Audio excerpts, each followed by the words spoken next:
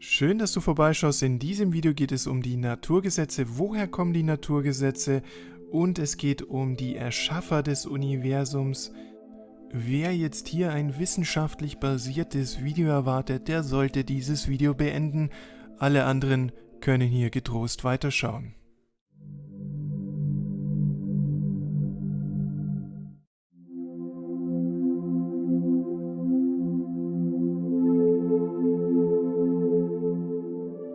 So, bevor es den Urknall des Universums gab, gibt es ja einige, die sagen, es gab vorher nichts.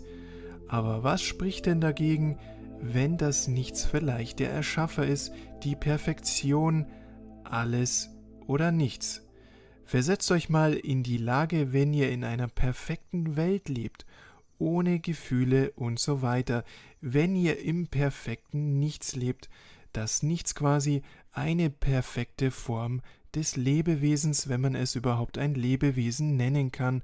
Einfach die perfekte Form ist einfach pure Energie und man weiß in dieser perfekten Form einfach alles. Das Wissen gibt es nicht, denn das Wissen ist überall. Also am Anfang, bevor es den Urknall gab, gab es das Nichts.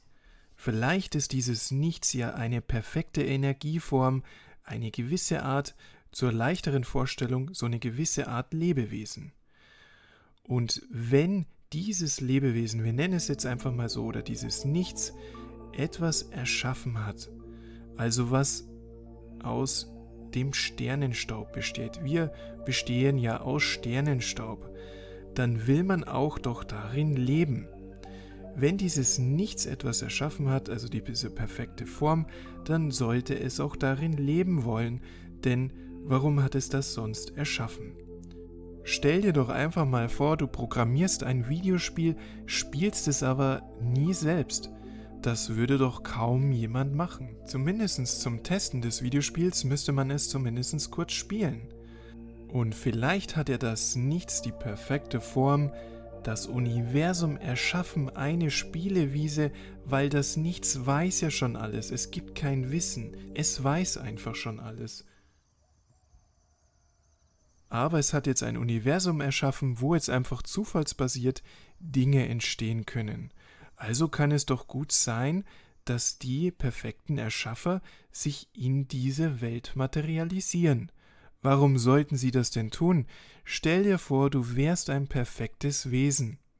Du hast alles, du weißt alles, aber du hast keine Gefühle. Das Universum ist deine zufallsbasierte Spielewiese, eine andere Dimension quasi, wo es keine Naturgesetze gibt. Wie lang ist das spannend? Natürlich gibt es keine Gefühle in Form von Spannung empfinden, aber dieses Unwissen, es weiß zwar irgendwie alles, aber es kann es als Lebewesen, als fühlendes, biologisches Lebewesen nicht wirklich nachempfinden, wie es denn wirklich ist. Also setzt sich dieses Wesen oder diese perfekte Form vielleicht selber Grenzen, als fühlendes Lebewesen, zum Beispiel in der Form eines Menschen in der eigenen Welt. Natürlich kann es sich vielleicht auch in Fliegen materialisieren und als Fliege weiterleben. Das ist vielleicht auch eine gewisse Erfahrung, aber hat natürlich nicht die gleiche Erfahrung wie die Form eines Menschen, eines intelligenten, fühlendes Menschenwesen. Ein Lebewesen im Universum hat dann quasi Gefühle, es kann lachen, es empfindet Freude, Wut, wie auch immer, oder einfach nur Freude, wenn es etwas isst, zum Beispiel eine Pizza oder sonstiges. Dieses Lebewesen hat eine gewisse Neugier, doch es weiß nicht alles, aber das ist auch gut so, denn dieses Wesen will sich bewusst Grenzen setzen, es will nicht alles wissen, es will empfinden, wie es ist, nicht alles zu wissen. Das ist wirklich sehr theoretisch, soll aber eine gewisse Motivation sein, dass manche Dinge im Leben durchaus sinnvoll sind. Aber wenn es stimmen sollte, sagt es nur eines über dein Leben aus: Genieße dein Leben, deine Gefühle, die Neugier und das Staunen, denn nach dem Leben geht es zwar vielleicht weiter, aber da bist du dann vielleicht in einer perfekten Form, du weißt alles, kannst ewig leben, aber du hast eben keine biologischen Gefühle mehr. Das ist zwar auf der einen Seite vielleicht cool, aber auf Dauer will man dann eben doch wieder ein Mensch oder ein gewisses andere Lebewesen sein, eine Fliege oder was auch immer. Was sagt dieses Video denn letztendlich aus? Naja, man soll das Leben wohl einfach genießen.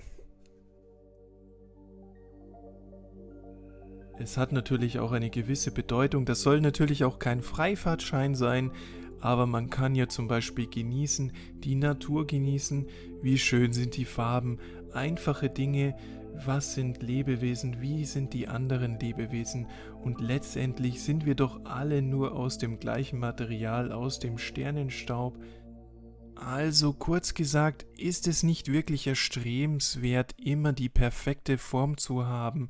Es ist gut, wenn man nicht alles weiß, wenn man nicht perfekt ist, denn die perfekte Form ist vielleicht cool, aber auf Dauer ist es vielleicht auch etwas öde. Aber da stellt dann vielleicht einer die Frage, hey, aber warum hat diese perfekte Form, dieses vollendete Lebewesen kein Paradies erstellt?